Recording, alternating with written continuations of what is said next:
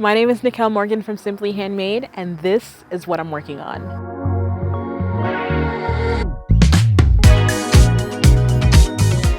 A few weeks ago, my husband and I started this dream garden space by excavating, by laying a great base. That was in part 1.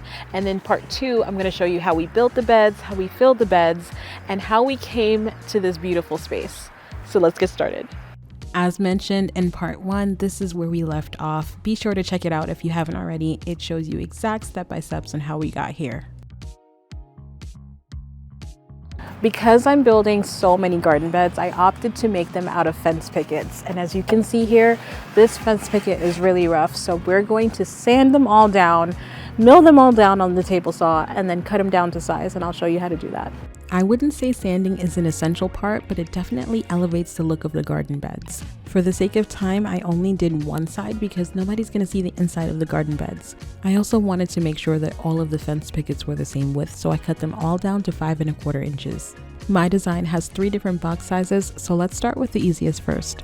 I'm building a 4x4 box here, so I took the smallest side and I attached 1x2 cedar boards on either side. You're going to want to make sure that the cedar is attached to the rough side of the fence pickets because this is technically the inside. I flipped it over and then I attached the screws from the top down. And yes, you're going to see it. This is technically the outside, but we're going to cover that up later.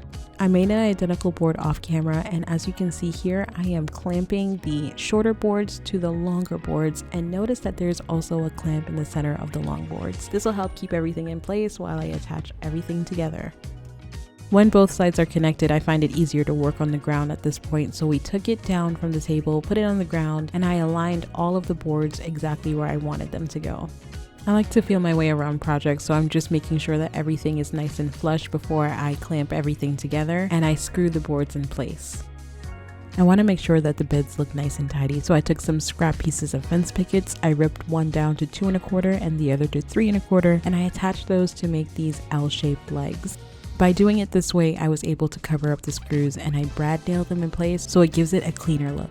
As we finished each bed, we placed them where they were supposed to go, and I have to say, seeing everything come together and in place gave us a huge boost of motivation. So when we got all of these 4x4 beds done, it was time to move on to the next size up, which is a 4x12. I started the 4x12 bed the same way I did the 4x4 bed, which is take the shorter parts, attach cedar boards on either side, and I did this 2 times.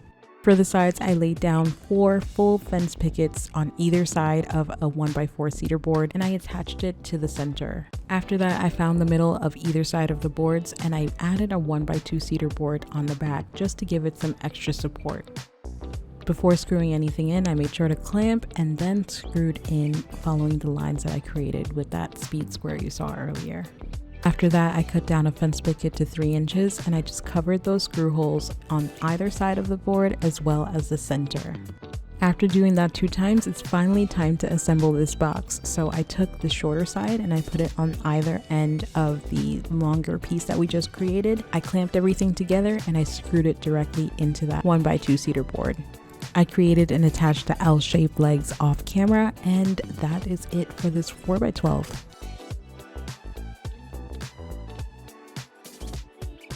And now we're at the final bed, which is the L-shaped bed. Now this bed has way more steps than the first 2, but it's also not that complicated. So we're gonna start off just like we started off before, attaching cedar boards to the shorter sides. And after we do that, we're going to connect a series of different length boards that you're gonna see on the screen here.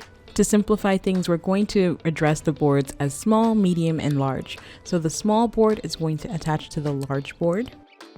The second large board is going to attach to the first large board. The second large board is going to then attach to the small board. And the small boards are going to attach to the medium-sized boards. And the medium-sized boards are going to meet together in the middle to form an L shape. To connect the middle pieces together, I just made another L bracket that I used for the corners, and I screwed it in from the inside out to make it extra strong and durable. You can learn how to build garden beds with a helpful guide from the Home Depot. Now that the garden beds are all in place, I want to make sure that they're actually level. Because we built the base and it's sloped away from the home, the garden beds are also going to be sloped, so I want them to all be on the same plane. So I'm propping them up with rocks and spare fence pickets, which will allow for the water to still flow through and go to the trench at the end of the garden. It's finally time to fill the beds, and if you can't tell, I have been saving boxes for months and months in anticipation for this moment. I just took off all of the stickers and all of the non-biodegradable items on the boxes, and then I started lining all of the bottom of the beds, and this will just help with any kind of weed prevention. I'll be filling my garden beds with the Hügelkultur method, and this just allows you to fill your garden beds with layers of materials that you already have on hand. The first layer is going to be logs, and because I took down trees, I have plenty of logs and sticks and branches and leaves to put in the beds. The idea is that all of these logs will retain moisture, and over time it will allow you to water your garden less and less. At the same time, these materials are also going to be decomposing, so it's going to warm up the soil and extend the growing season. It wouldn't be a DIY project if something didn't go wrong, and in this case it was a minor error. Even though I laid out where the garden beds were going to be, of course some of the pipes were not in the ideal position. So my husband took the opportunity while all the beds were empty to reroute some of the pipes. He cut the main irrigation line, and then he prepped the rest of the PVC by cleaning, priming, and gluing everything together. He just made sure that he held all of the glue joints in place for a few seconds just so they don't pop back out. And when he was done, he added a spigot, and that allows us to connect irrigation to the entire bed.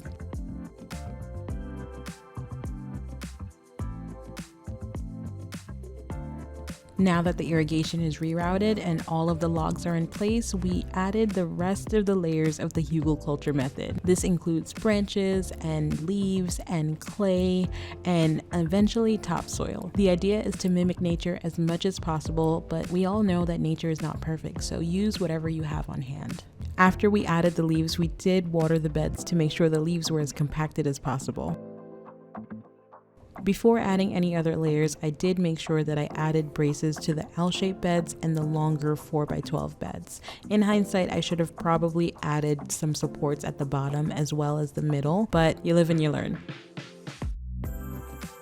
Once the brackets were in place, my husband went ahead and added that final clay layer, the topsoil layer, and to top everything off, we added Vigoro's raised garden bed soil. And when I tell you that this soil is so rich and it just made that topsoil so much easier to work with, I cannot recommend this product enough. I was so excited about that garden bed soil that I immediately planted my onions, I mulched them in, and my husband went ahead and started working on the pavers.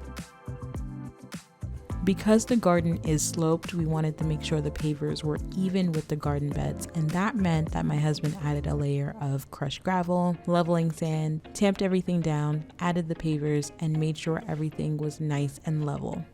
He also made a jig to make sure that all of the pavers were evenly spaced.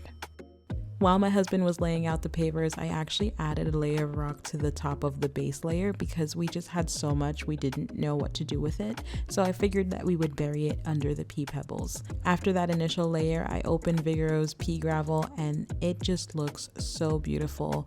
It was easy to work with. I just brushed it in between the grooves of the pavers, and I also added it to the walking paths.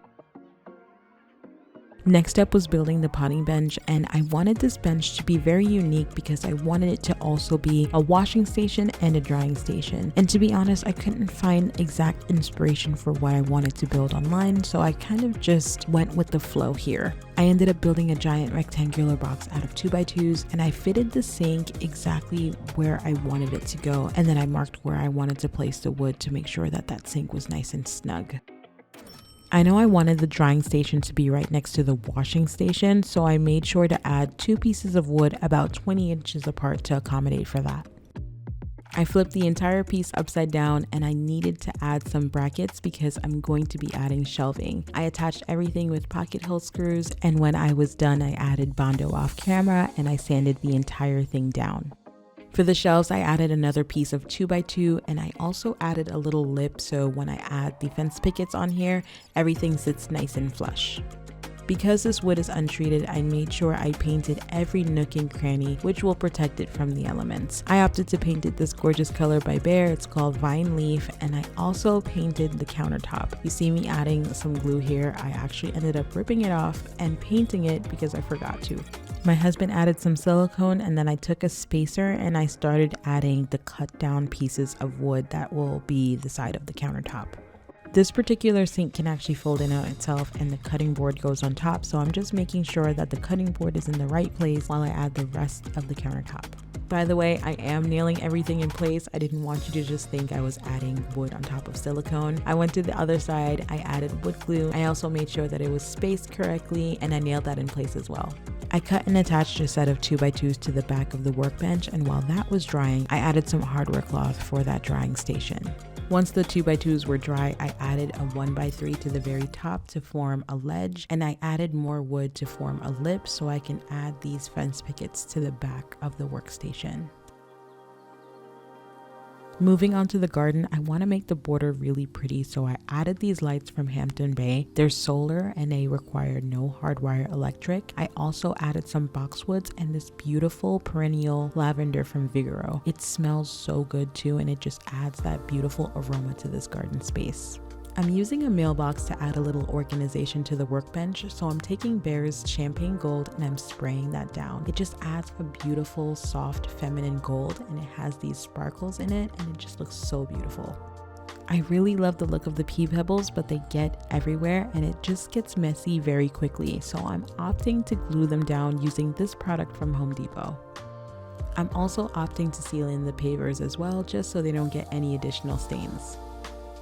Once the glue and the sealer were dry, we brought the workbench into the garden and I started sealing the fence pickets, and my husband installed the faucet from Glacier Bay, and now it's finally time for the reveal.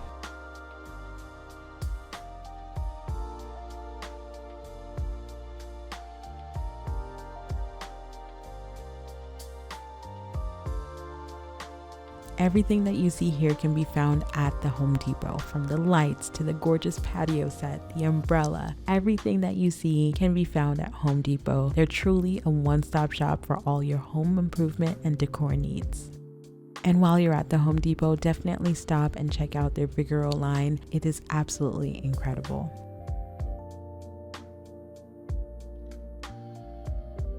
Special thank you to the Home Depot for sponsoring this incredible project. I could not have done it without you. Everything came out so beautiful, and my husband and I cannot wait to sit back and enjoy our garden space.